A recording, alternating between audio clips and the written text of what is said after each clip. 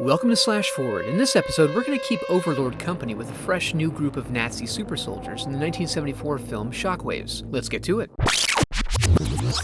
We open with some fairly direct expositional narration. It basically lays out plot points surprisingly similar to what we discovered in Overlord. Super soldier program, mix of science and magic, source of power originating from below the earth, etc. We then transition to Rose taking a little boat about and ending up adrift in this dinghy. She's helped by a small seafaring vessel but nearly pulls them overboard due to a misunderstanding. He's trying to help you. Couldn't understand what they wanted. What? She then takes over the narration duties, confirming that she had blocked out the memory of how she got to this point. Until now. And this is that story. She was on a diving boat touring the islands, but the boat had an annoying habit of breaking down until it leaves without her. Oh good, she teleported back on board. At the helm, the captain and his skipper Keith are having a conversation about navigation when they find themselves under the strange light of the blood sun localized to their area of the ocean, in complete defiance of how suns work. At any rate, this creates unrest in the murky depths. That night, the passengers are somewhat angsty about the engine troubles and substandard navigation. They talk about what they've witnessed, which isn't exactly clear to us either. And Keith is trying to keep his bearings in the still darkness of the night when there's another disturbance, this one taking the form of a large freighter bearing down on them. The collision wreaks havoc on deck and gets everyone both arguing about whether or not anything happened, which it clearly did, and what it was. The next morning they sight both land and the ghost ship, no longer mobile. The captain is missing and they've run aground, so they have little choice but to row to shore. Chuck climbs a tree for some delicious coconuts and sees a building in the distance. Meanwhile, Norman and Beverly go on a sea sighting tour in their glass-bottomed dinghy. Cool.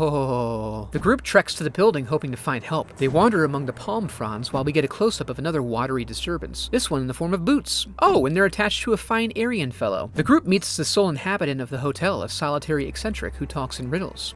Where are you?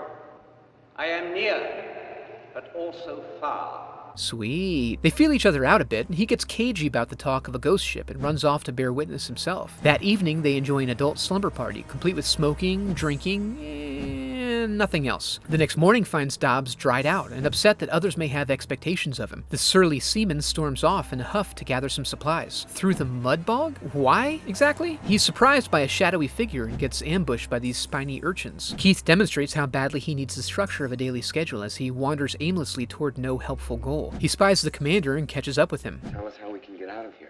Fix your boat, man. The commander recommends they leave soon. Before the message can be relayed, Rose goes for a relaxing swim in the swamp. She practices her strokes in the urchin-infested waters, eventually doing a dead man's float right into a dead man. This turns out to be Dobbs' bloated corpse, adorned with a piece of Nazi memorabilia. A new and intriguing mystery that lasts about 5 seconds. Not sure what it is, but the hotel feels somewhat less welcoming upon their return. The commander fills in the gaps. He led a band of water-based super soldiers. He was ordered to remove them due to their erratic and dangerous behavior. When the war ended, he sank the ship and exiled himself, spending the rest of his life digging holes for pooping and eating coconuts. Now forced to leave, the group heads to the water and snags a boat while the commander attempts to command his troops. Unfortunately, they've grown feral in the intervening years and ignore him to practice their coordinated mime routine. They work on getting out of there while Norman continues to be a belligerent twat. The commander is pulled under while the survivors paddle downstream, but these crafty suckers cruise underwater like crocodiles. When they hit a sandbar, they're forced to hop out. Beverly is then imperiled and they have to address her safety. Now alone on the boat, Rose gets Tommy Boyed, and the boat sails off, now unencumbered by idiots. They split up and run through the woods. Norman ignores the ageless advice about walking down to the water's edge, and since they've done it before, they freely do it again. When Rose is attacked, she finds fashion to be their only weakness, as they can't bear being seen without their welding goggles, causing this one to lay down and pout incessantly. No. They all manage to make it inside and plan to camp out in the walk-in. The soldiers get inside the hotel and get mad, damn it. The stress eventually gets to everyone as Chuck also gets ding-dang-diddly mad as well. Chuck ends up absolutely losing his shit in a claustrophobic panic. They agree to let him out, but he selfishly tries to take the flashlight. Keith closes the door on his arm, injuring him, and he shoots off the flare gun, forcing them out and blinding Beverly. Chuck runs off and ends up in a pool surrounded by soldiers. He makes a pretty decent go of it, but ends up drowning slowly as a familiar pattern emerges. Meanwhile, Keith and Rose have ditched Beverly and snuggled up in a cozy boiler. The next morning, Beverly hears a noise outside. She calls out and then proceeds to open the door despite the lack of a holla back. Keith and Rose go to find Beverly, who's now missing. At least we know they didn't drown. Oh, come on! So, I guess just go stand on top of a hill where they can't drown you? They instead make a final attempt to escape via water. When it's made abundantly clear that Keith is not going to make it, Rose paddles on, but only after coming face to face with what she's done. And the rest we know, so we find her at the hospital, skin utterly destroyed by the lack of sunscreen, journaling in bed, apparently having stroked out at some point.